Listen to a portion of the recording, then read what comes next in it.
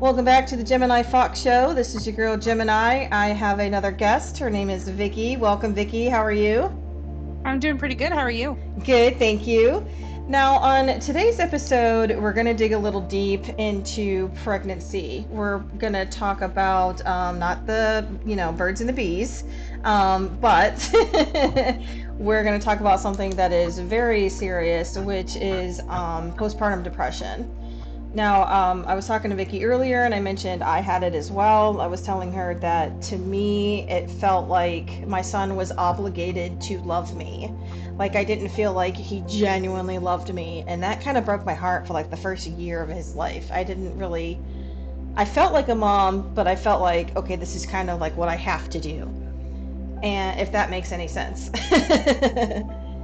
And Yeah, it then definitely does.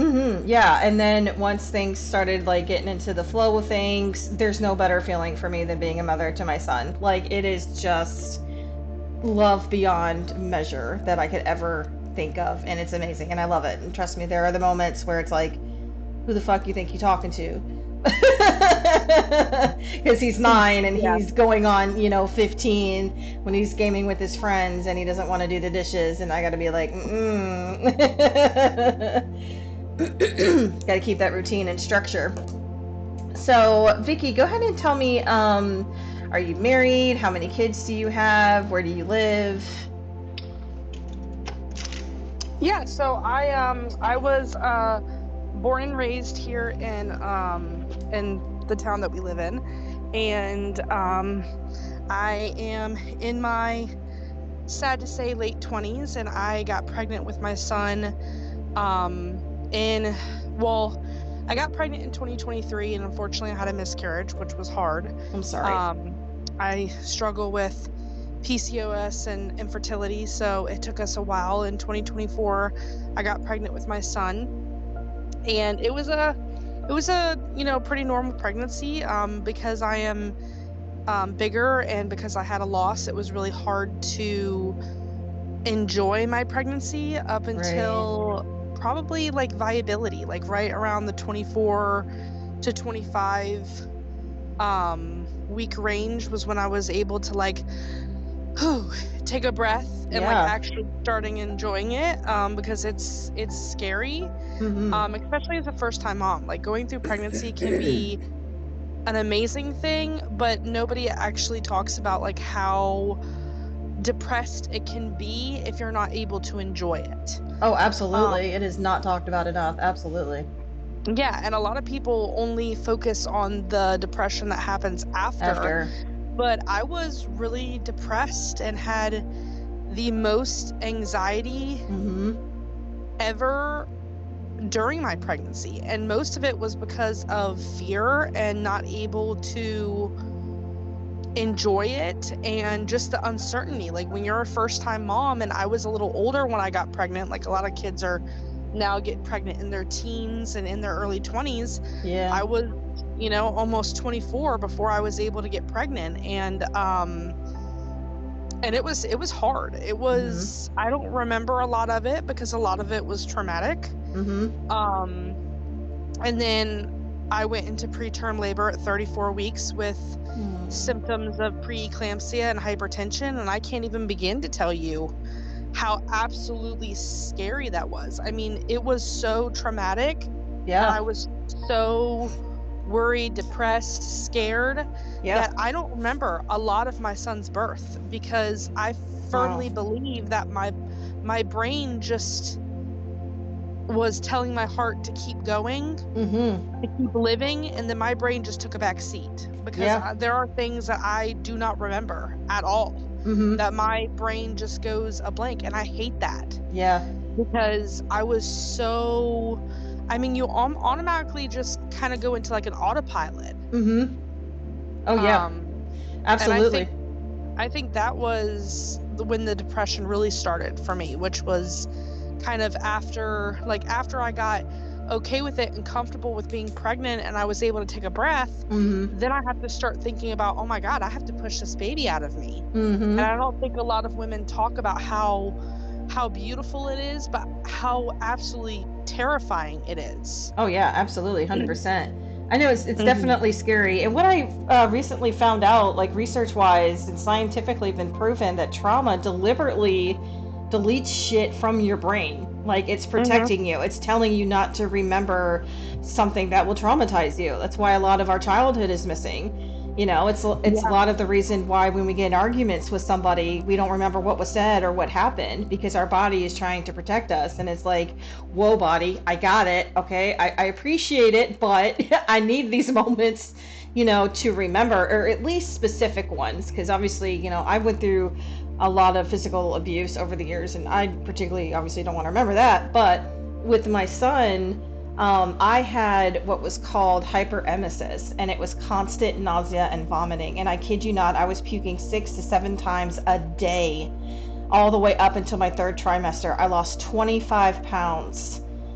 Oh my But goodness. yeah, and he never turned. He was always head up, butt in the center of my stomach, or to the side, and then his legs were down at the bottom, and he never flipped. They offered to flip him, but I was like, "No, man, we can just schedule that C-section."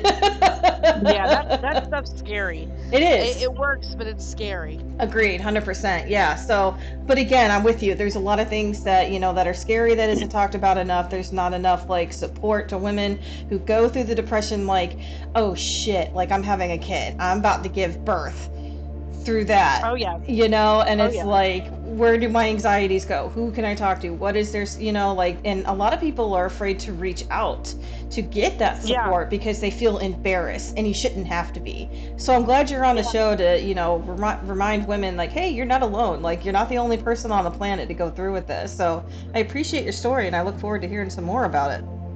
Yeah, 100%. Yeah, it's something that I think about daily, that I kind of sit back and I'm like, wow, if I just had a button to kind of Mm-hmm. go back in time for a second and just relive the moment so that I can actually, like, now that I know that I would have lived through it, because of course at that time I thought I was dying. Right, of course. Um Now that I know that I was going to live through it, I wish I could just go back and just kind of like be there in the moment, Mm-hmm.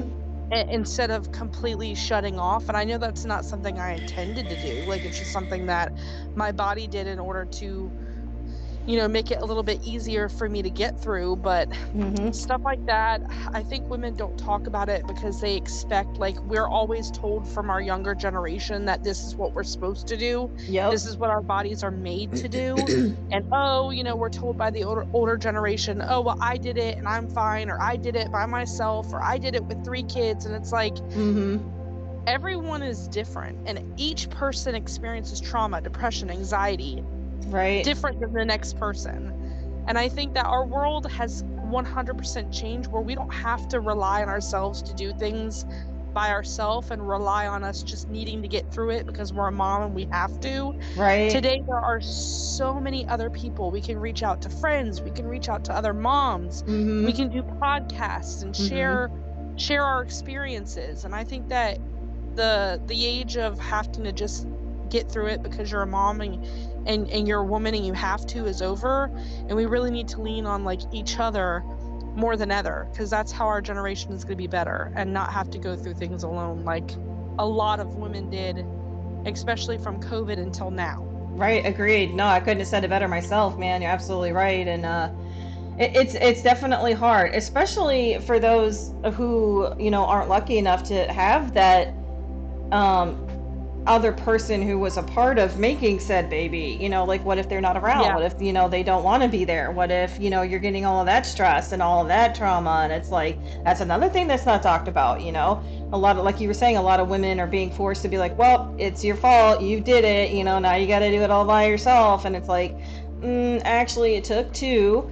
um and it Yeah. was something that's something that both partners should be a part of. And you're right, it's absolutely sad that everything is pushed onto the woman, that we have to do this, we have to endure it, this is the way that it is, we have to suck it up. And it's like, no, we don't anymore.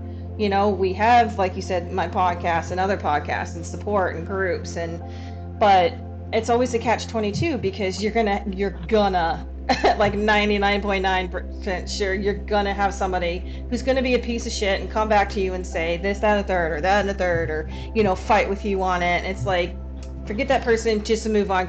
to the next person who's actually going to support you, you know? Yeah, and that's right. I am very lucky to have my husband that I met almost 12 years ago in school, and we've been together and on this journey of trying to grow our family, and I'm very grateful that I have him. But and it's not to say but that I'm not grateful. I am, but it does not stop the fact that someone can experience being depressed and have anxiety. Like I am the most anxiety ridden person I know, Right. and I could not shut my brain up if I tried. Yeah. And the good thing about my husband is he's completely opposite. That man does not feel 1 ounce of anxiety. He just doesn't care. Mm-hmm. And so we balance each other out great, but that doesn't stop me from still having postpartum depression and still having anxiety. And even after my son is like 19 months, I Right. still have postpartum depression. And Wow. it's up to us as women, but also up to our husbands or our Yes. partners to do research, because my husband is the type person who can't worry, so he doesn't really worry about anything. Right. And I'm like, dude, you need to educate yourself. Like, I need support and I can't Yes. give that to myself. Right. And, you need to do your part. And we have to hold our partners and our husbands accountable, or the people Yep. around us, and say, listen, you need to do your research so that you're able to help me, because I'm the only one going through it. I do think that husbands and partners do go through some sort of like life change. Like obviously both of our lives have changed, Mm-hmm. but in my opinion, and only my opinion, women go through like a whole chemical, physical, like we go through a complete Oh yeah. change. Absolutely. Anybody who says that they are the same person after birth or after having a child or even having a loss is not being real with themselves. You 100 chemically, compoundly, physically, you 100% change. I am not the Yeah. person I was before I had a child. Oh yeah, And it's just 100%. hard. Yeah. It's not talked about, and I'm glad that we are, because not a lot of people talk about it at all, and I think that that should change.